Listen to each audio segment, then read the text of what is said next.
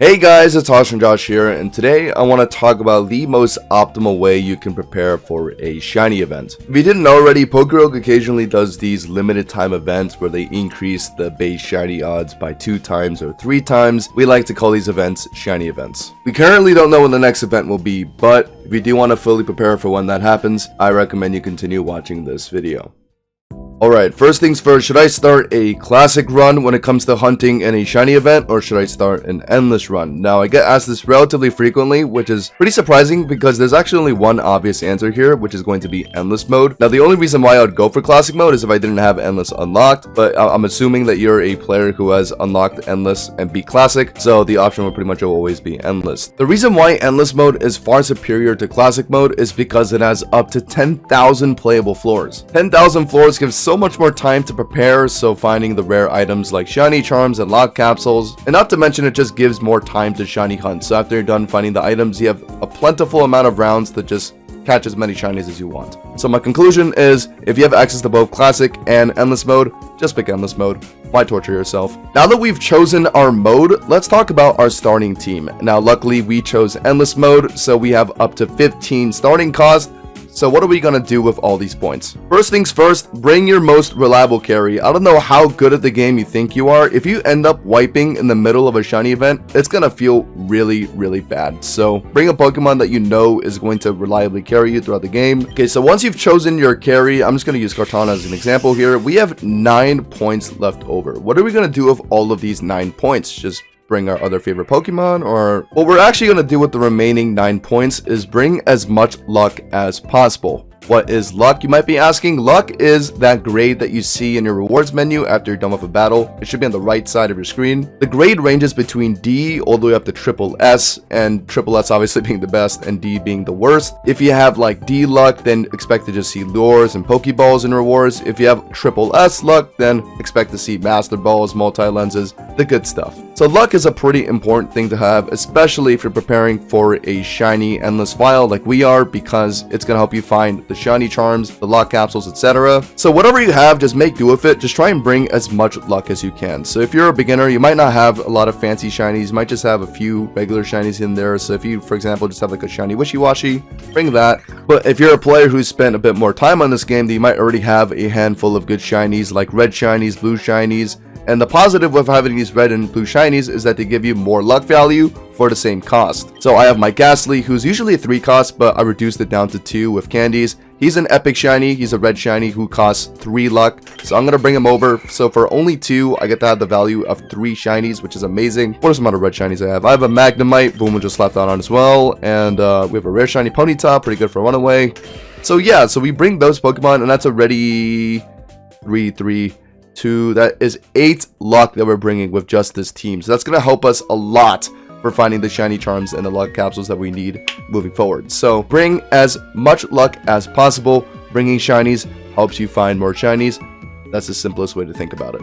Okay, so this is my current endless file. This is with Darkrai, some other stuff. Not too important what it is. It's at floor 800, so it's not necessarily too late into the game. It's still rather early in this game. And yet, even though I'm this early in the game, I've already found a lot of the good items that we need. For example, the shiny charms and the lock capsule. I can attribute my success of finding these items to the luck stat that I have. I have A luck. I have A luck because on my team I have 2 epic shinies, Mega Gengar and this Wormadam, and also slapped on a regular shiny Uxie that bumped it up to A. The shiny charms are charms that increase the base odds for finding shinies in this game. So PokéRogue has a base shiny odd encounter of 1 out of 2048. But if you happen to find just 1 shiny charm, not the 3 that I have, if you find just 1 shiny charm, it'll increase your odds by 8 times. So it goes from 1 out of 2048 to 1 out of 256. So it significantly increases your odds just by finding 1 shiny charm. But it doesn't end there. Once you find 1, if you keep finding more, you're going to keep doubling your odds. So you go from 1 out of 256 to 1 out of 128, up to 1 out of 64, and then 1 out of 32 odds once you get to 4 shiny charms. The problem with the shiny charms is that they are a Master Ball tier item. The Master Ball tier items are the items that you occasionally find in purple font. Those are the rarest items you can find in the game. So yeah, they're not exactly the easiest thing to find, but thankfully there is an item that's a little less rare that's going to help you find the important items that you need. This is the lock capsule, and if you have a lock capsule, you're going to have this option enabled, lock rarities. If you've never gotten the lock capsule before, you might have never even seen this in your reward screen. You might be asking, Josh, what is lock rarities? Well, let's take a look at my rewards here. We have a PP up, Lumberry, Pokeballs, Protein, Nugget, and Lures. So 3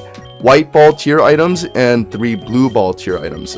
Blue balls. When we lock the rarities and we reroll, we are guaranteed to have 3 great ball tier items and 3 regular Pokeball tier items. So let's reroll, and there we go. We got 3 blues and 3 whites. Let's do it again.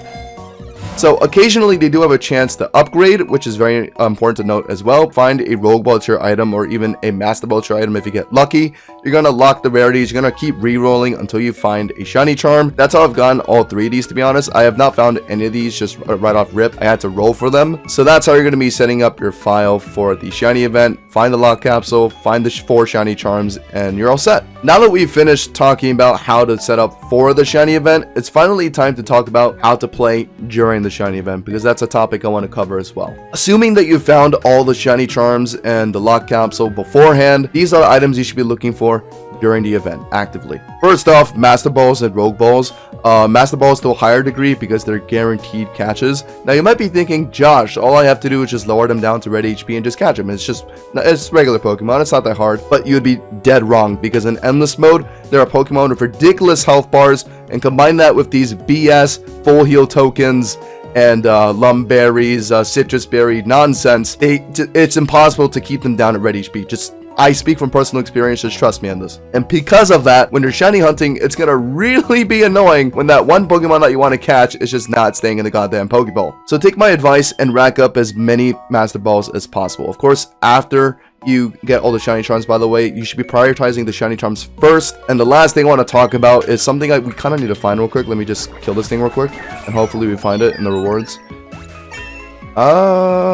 Yes, we found it. So this is a super lure. There's also the regular lure and the max lure. The differences between the 3 are how long it lingers. So the super lure lasts for 10 floors, I believe. The regular lure lasts for 5, and the max lure lasts for 25. Now, you might be thinking, Josh, lures just make it a double battle. Why do you want that necessarily? Well, the reason why you want the lures is because, yes, they make it a double battle, or they have a chance of making battles double battles. Double battles means an extra Pokemon. Extra Pokemon means more Pokemon. More Pokemon means more chances to find a shiny. So it's as simple as that. You want to increase your encounters. So yeah, I think that wraps up my video on how to prepare for your next shiny event, and also how to thrive during the shiny event. As I mentioned in the beginning of the video, I myself do not know when the next shiny event is going to be. I hope by next weekend, because I do want to do the shiny hunting live streams again. Those are probably one of my favorite live streams to do. If you have any questions, leave them down in the comments. If you liked the video and you thought it was informative, then make sure to leave a like.